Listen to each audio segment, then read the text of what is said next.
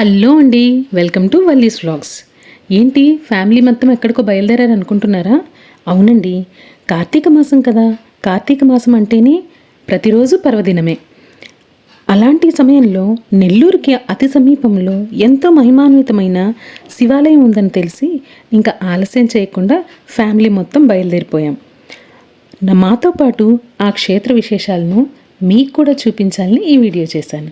ఇదండి, ఇలా గూగుల్ తల్లి సహాయం తీసుకొని ఫైనల్గా మా డెస్టినేషన్ అయితే రీచ్ అయిపోయామండి. నా ఛానల్ని ఎవరైనా మొదటిసారి చూస్తున్నట్లయితే ఒక్క లైక్ కొట్టి సబ్స్క్రైబ్ చేసుకోండి. ఈ క్షేత్రం నెల్లూరు జిల్లాలోని విడవలూరు మండలంలో ఉందండి. ఈ క్షేత్రం పేరు రామతీర్థం. ఇక్కడి స్థల పురాణం ప్రకారం శ్రీరామచంద్రుడు సీతాన్వేషణలో భాగంగా తూర్పు తీరానికి వచ్చినప్పుడు ఇక్కడ బస చేశారట. తరువాతి రోజు ఉదయం సూర్యోదయం అనంతరం స్వామివారు శివపూజకు వేళైనందువల్ల ఇక్కడి సముద్ర తీరంలో స్వామివారు తమ స్వహస్త్రాలతో సైకత శివలింగాన్ని తయారు చేసి స్వామివారు దాన్ని పూజించారట. అందుకే ఇక్కడ వెలసిన స్వామిని రామలింగేశ్వర స్వామి అని, ఈ తీర్థాన్ని రామతీర్థమని అంటారు. 14వ శతాబ్దంలో ఈ ప్రాంతాన్ని పాలిస్తున్న పల్లవరాజులు ఇక్కడ స్ఫటికలింగాన్ని కనుగొన్నారట. అందుకుగాను వారు ఆ స్ఫటికలింగానికి ఇక్కడ గుడిని నిర్మించారు. ఇక్కడి శిల్పకళ అంతా పల్లవరాజుల సంస్కృతికి తగ్గట్టుగా ఉంటుంది. కానీ ప్రకృతి వైపరీత్యాల్లో ఈ గుడి దెబ్బతిందంటండి.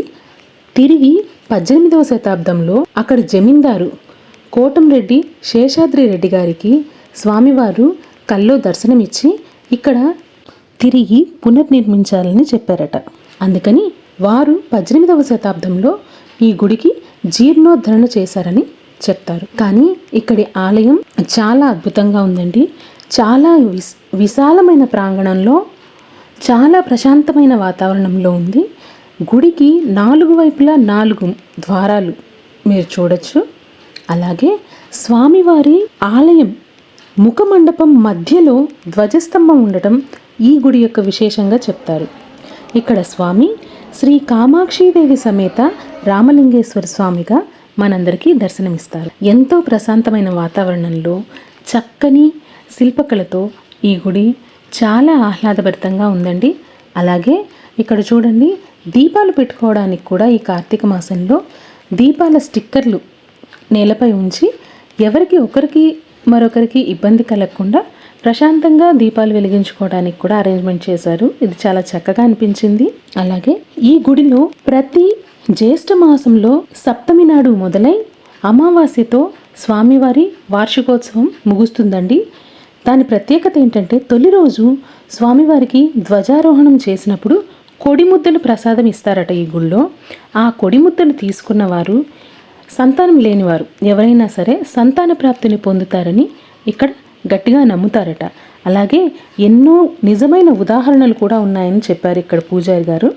అలాగే చివరి రోజు స్వామివారిని సముద్ర స్నానానికి తీసుకుని వెళ్ళినప్పుడు స్వామివారితో పాటు వెళ్ళిన భక్తులు అక్కడ సముద్ర స్నానం చేస్తే వారి పాపాలన్నీ పూర్తిగా తొలగిపోతాయి అని కూడా ఇక్కడ విశ్వసిస్తారంట. మధ్య మధ్యలో కాస్త మా పిల్లలు అలా ఇలా తిరుగుతున్నారండి, పట్టించుకోకండి. ఇది స్వామివారి గుడికి ప్రధాన ముఖద్వారం.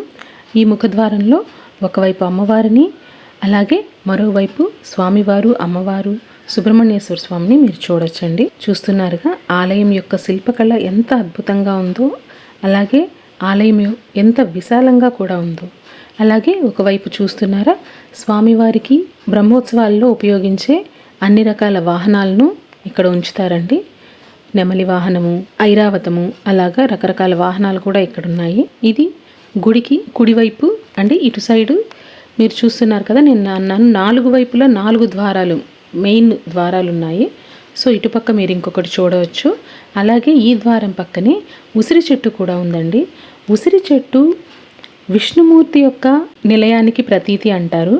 అలాగే ఇంకొక విషయం అండి, ఈ క్షేత్రాన్ని దర్శించుకుంటే శివకేశవుల్ని ఇద్దరినీ ఒకేసారి దర్శించుకున్నంత పుణ్యం లభిస్తుందని కూడా ప్రతీతి. ఇది గుడి వెనుక భాగం అండి. ఇక్కడ ఒకవైపు విఘ్నేశ్వరాలయం, మరోవైపు సుబ్రహ్మణ్యేశ్వర స్వామి కొలువుదీరి ఉన్నారు, మీరు చూడొచ్చు. అలాగే ఈ గుడికి దగ్గరలో అంటే 1 కిలోమీటర్ దూరంలోనే మనకు సముద్రం కనిపిస్తుంది.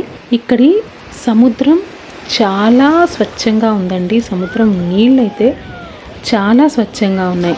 నెల్లూరు జిల్లాలో అక్కడక్కడ కొన్ని బీచెస్ మేము కూడా వెళ్ళాము. బట్ ఎక్కడ నాకు ఇంత ప్లెయిన్గా క్లీన్గా వాటర్ అనిపించలేదు.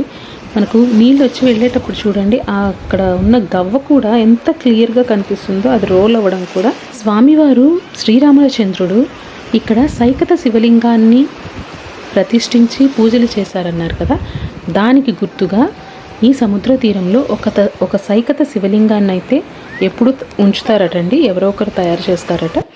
సో దానికి కూడా పూజలు అందిస్తుంటారు. మేము కూడా అక్కడికి వెళ్ళి ఇదండి ఇట్లా దీపాలు పెట్టుకున్నాము. ఇది అక్కడ సైకత శివలింగం. పొద్దున్నుంచి అక్కడ ఈ శివలింగానికైతే పూజలు కూడా చేస్తారండి, చూస్తున్నారు కదా. ఇంకొక విశేషం చెప్పారండి ఇక్కడి వారు. వాళ్ళు చెప్పడం ఏంటంటే, స్వామివారు ఎలా అయితే నీలం రంగులో ఉంటారో ఆ పరమశివుడు, ఆ నీలానికి గుర్తుగా ఈ సముద్రం కూడా బ్లూ కలర్లో ఉంటుంది అని చెప్పారు. గమనించండి మీరు బాగా. సో ఇదండి రామతీర్థం యొక్క విశేషాలు. నా వీడియో కనుక మీకు నచ్చినట్లయితే నా ఛానల్ని లైక్ చేయండి, మీ ఫ్రెండ్స్ అండ్ ఫ్యామిలీకి షేర్ చేయండి, అలాగే సబ్స్క్రైబ్ చేయండి. Thank you.